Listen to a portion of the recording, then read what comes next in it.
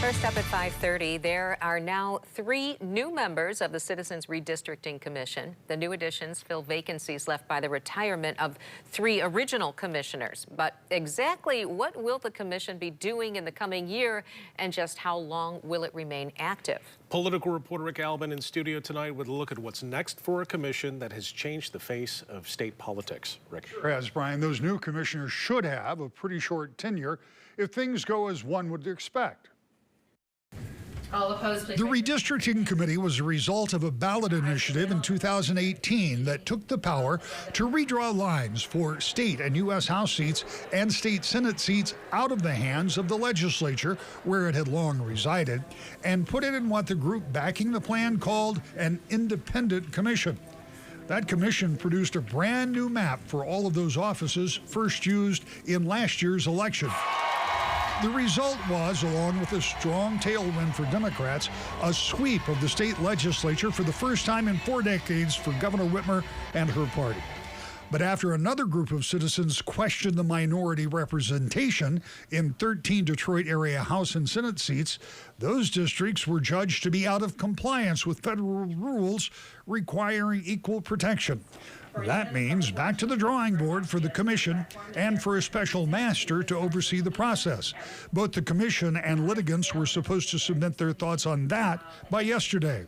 We have selected. Today, 2 Democrats and 1 Republican were chosen from the already existing file of candidates for commissioners. They will now be part of that commission. But the process may well involve more than just those 13 districts. Changing one district may require another district to adjust for roughly the same population size, and could, likely will, mean House or Senate districts not covered in litigation will also change. The rules and procedures for the Redistricting Commission require 13 people, 4 Democrats, 4 Republicans, and 5 members with no party affiliation be appointed.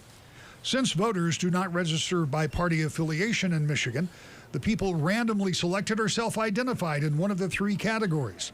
Further, a litany of restrictions from actively participating or holding office years previous makes it more difficult to clearly identify someone's political leanings. By now, but for the litigation, the commission should be dormant, according to the document that lays out the procedures for its operation. Once the redistricting is done, the commission can cease activities, return phones, computers, and other devices, and quit receiving compensation.